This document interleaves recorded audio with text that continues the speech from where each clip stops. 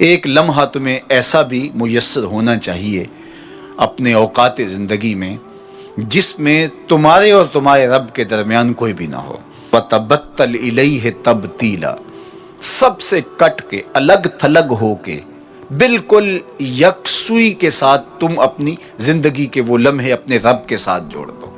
جس طرح ایک روایت میں فرمایا لی مع اللہ وقت لا یسعنی فیہ نبی مرسل ولا ملک مقرب، میرا اور میرے رب کا معاملہ کبھی ایسا ہوتا ہے درمیان میں نہ کوئی فرشتہ ہوتا ہے نہ کوئی رسول اور پیغمبر ہوتا ہے، وہاں میرا اور میرے رب کا ہی معاملہ ہوتا ہے۔ تو یہ یکسوئی کے لمحات ہیں، تو ہمیں بھی حضور علیہ الصلوۃ والسلام کے سینے سے نور لے کے اپنی زندگی میں کچھ ایسے اوقات مقرر کرنے چاہیے، اور وہ بہترین وقت میرے رب نے خود بیان فرمایا ناشیۃ اللیل ہے، وہ سحری کا وقت ہے، وہ رات کے لمحے ہیں، وہ پچھلے پہر کی مبارک گھڑیاں ہیں جب رحمتیں چھم چھم اتر رہی ہوتی ہیں اور اللہ کی رحمتیں بندے کا استقبال کر رہی ہوتی ہیں۔ تو اس وقت اگر اللہ کے حضور کھڑے ہو کے ربط قائم کیا جائے تو وہ اللہ کے ساتھ جڑنے کا بہترین وقت ہے۔ اور نماز میں تبتل ہو، جب ہم نماز پڑھ رہے ہوں تو مکمل انہماک رب کے ساتھ ہو۔ سیدنا علی المرتضیٰ رضی اللہ تعالیٰ عنہ کے بدن میں تیر لگا ہے اور وہ نماز میں مصروف ہیں اور تیر نکال لیا جاتا ہے، جب سلام پھرتا ہے تو پھر آپ کو پتہ چلتا ہے کہ یہ تو جو ہے وہ تیر تھا جو نکال لیا گیا۔ تو یہ انہماک ہے، رب کے ساتھ انہماک۔ اور وہ فرمایا گیا حدیث جبریل میں کہ اپنے رب کی اس طرح عبادت کرو کہ گویا تم اسے دیکھ رہے ہو، اور اگر یہ کیفیت پیدا نہیں ہوتی تو کم از کم یہ کیفیت تو ہو کہ وہ تمہیں دیکھ رہا ہے۔ فاتخذہ وکیلا، اور اسی کو کارساز بناؤ، اسی پر توکل، اسی پر بھروسہ، اپنے امور اسی کے سپرد کرو۔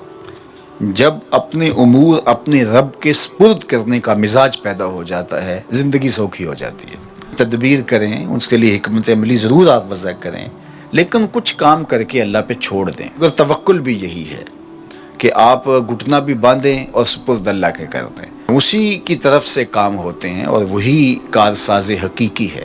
تو فرمایا کہ فاتخذہ وکیلا، اسی کو کارساز بنا لیجئے اور اسی پر اپنے کاموں کو چھوڑ دیجئے۔ جو کشتیاں اس کے نام پر ڈال دی گئیں وہ ڈوبتی نہیں ہیں، وہ منزل تک ساحل تک پہنچتی ہیں۔ تو ہمارا تو اتنا ہی کام ہے کہ کشتی ڈال دی، لیکن اس کو پار لگانا تو اسی کا کام ہے۔ تو اسی لیے ہم سواری پر بیٹھتے ہوئے کہتے ہیں کہ مالک اس کو مسخر تو نے ہی کیا ہے ہمارے لیے، ہمارے میں طاقت تو نہیں تھی کہ اس کو مسخر کر سکتے۔ تو یہ اس کے کرم سے ہوتا ہے، تو وہ اگر چاہے تو کوئی مشکل نہیں ہوتی۔ تو اس لیے اپنے کاموں کا کارساز اسی کو بنایا جائے۔ ایک بزرگ تھے، وہ دریا کنارے وضو کر رہے تھے۔ ایک بچھو تھا جو ایک لکڑی پر تیرتا ہوا، کبھی پانی کے ہچکولوں سے وہ ڈوبتا بھی اور کبھی لکڑی کو تھام لیتا، یوں پانی کے بہاؤ پہ جا رہا تھا۔ تو ان بزرگوں نے دیکھا تو ہاتھ ڈال کر کے اس کو نکالنا چاہا، تو اس نے اپنی فطرت کے مطابق ان کے ہاتھ پہ ڈنگ مار دیا۔ درد کی شدت سے ہاتھ جھٹکا تو وہ گر گیا، تو پھر ڈوبنے لگا تو پھر پکڑا اور پھر اس نے ڈنگ لگا دیا۔ 7 مرتبہ اس نے ڈنگ مارا، اور آپ اس کو نکال کے 8ویں مرتبہ باہر نکالنے کی کوشش کر رہے ہیں۔ تو مرید نے کہا جو پاس بیٹھا تھا، حضرت یہ بار بار آپ کو ڈنگ مارتا ہے اور آپ اس کو نکالنے کے لیے کوشاں ہیں۔ فرمایا وہ اپنی بری فطرت سے باز نہیں آتا، میں اپنی اچھی عادت سے باز کیسے آ جاؤں؟ تو لوگوں کے ساتھ رویہ اچھا رکھے، وہ جو بھی رویہ رکھے۔ ہم کہتے ہیں کوئی اینٹ اٹھائے گا تو ہم آگے سے پتھر اٹھائیں گے، تو یہ کیا کمال ہوا؟ لوگ کہتے ہیں تم 1 قدم پیچھے ہٹو گے میں 10 قدم پیچھے ہٹوں گا، تو یہ کیا کمال ہوا؟ تم کہو میاں تم جتنے مرضی قدم پیچھے ہٹو، میں بھاگ کے تمہارا دامن پکڑ لوں گا، تمہیں جانے نہیں دوں گا، ایک دن تجھ کو بھی جیت لوں گا محبت کے زور پہ۔ ہم کہتے ہیں کہ فلاں میرے ساتھ اچھا سلوک کرتا ہے تو میں بھی اچھا کرتا ہوں، فلاں کا سلوک میرے ساتھ اچھا نہیں ہے تو ٹھیک ہے، جس طرح وہ چلتا ہے میں بھی اسی طرح چل رہا ہوں۔ یہ تو پھر برابری ہوئی۔ اگر کوئی برائی کے ساتھ معاملت کرتا ہے تو آپ بھی اس کے ساتھ ایسے ہی کرتے ہیں، تو برائی میں برابر ہے۔ اور اگر آپ کے ساتھ کوئی اچھا سلوک کرتا ہے تو آپ بھی اس کے مقابلے میں اچھا کرتے ہیں، تو پھر بھی آپ برابر ہیں، لیکن اچھائی میں برابر ہے۔ تیسری صورت یہ ہے کہ کوئی آپ سے اچھا سلوک کرتا ہے اور آپ اس سے برا سلوک کرتے ہیں، یہ بدترین صورتحال ہے۔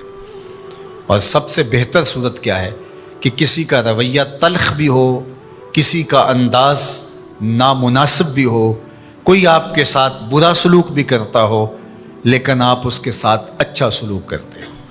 खून का रिश्ता है, दूध का रिश्ता है, वतन का रिश्ता है, हमसायगी का रिश्ता है, आपके साथ उसकी ताल्लुकदारी है, आपके आबा व अजदाद की आपस के अंदर सांझ थी और आप उसको निभा रहे हैं। तो ये है बेहतरीन रवैया कि किसी का कोई भी रवैया हो, आप उसके साथ अच्छा रवैया इख्तियार करते हैं। हज़रत उक़बा बिन आमिर रज़ी अल्लाह ताला अन्हु को हुजूर ने इरशाद फरमाया था, सिल मन क़तअका वात मन हरमका वाफ़ु अम्मन ज़लमका। ए उक़बा बिन आमिर, जो तुझसे ताल्लुक़ तोड़े तो उससे ताल्लुक़ जोड़, जो तुझे महरूम रखे तो उसकी झोलियाँ भर दे, और जो तेरे पे ज़्यादती करे तो उसको माफ़ कर दे, उससे दरगुजर फरमा। ये बेहतरीन किरदार है जिससे एक अच्छा सुथरा पाकीज़ा और मुनासिब मुआशरा तरतीब पाता है और तरकीब पाता है। तो मेरे और आपके आका व मौला ने हमें ये तलकीन की, बल्कि फरमाया जो ये चाहता है कि उसकी उम्र में बरकत हो और रिज़्क़ में इजाफ़ा हो, वो रिश्तेदारों के साथ सलूक अच्छा करे। ये राज है उम्र में बरकत का और रिज़्क़ में इजाफे का। रिश्तेदारों के साथ अगर सलूक अच्छा करोगे तो तुम्हारी उम्र में भी बरकत होगी, तुम्हारे रिज़्क़ में भी बरकत होगी। तो हमें ये तलकीन की, रिश्तेदार तो दूध या खून की सांझ से रिश्तेदार बनते हैं, कोई आम इंसान भी हो, हमें तो उनके साथ भी अच्छा रवैया इख्तियार करने की तलकीन की गई। हत्ता कि आपके दीन पर ना भी हो तो आपकी हमसायगी में बसता है, मुस्तामन है, ज़िम्मी है, तो उसके साथ आपका सलूक अच्छा होगा। आपका दीन आपको ये सिखाता है। शेख सादी बोले, शुनीदम के मर्दान राह खुदा दिले दुश्मना हम न कर दन तंग, तुरा के मुयस्सर शवदी मुकाम के बादोस्तानत खिलाफस्त जंग। मैंने सुना है कि जो अल्लाह के बंदे हैं वो तो दुश्मनों का दिल भी नहीं दुखाते। तुझे तसव्वुफ के मरातब रफ़िया कैसे नसीब हो सकते हैं? तू तो अपनों से जंग छेड़ के बैठा है, तू तो अपनों के गिरेबान फाड़ रहा है, अपनों की पगड़ियाँ नोच रहा है, और तू तो अपनी रिश्तेदारियों को तोड़ रहा है, तो अपने हम मनसबों के साथ उलझाव में मुब्तला है, अपने हम मसलकों हम मशरबों के साथ तेरा उलझाव चल रहा है, तेरी लड़ाई चल रही है। तुझे कैसे मर्तबा और बातन का नूर और अंदर का उजाला नसीब होगा? जो अल्लाह के बंदे हैं वो तो दुश्मनों का भी दिल नहीं दुखाते।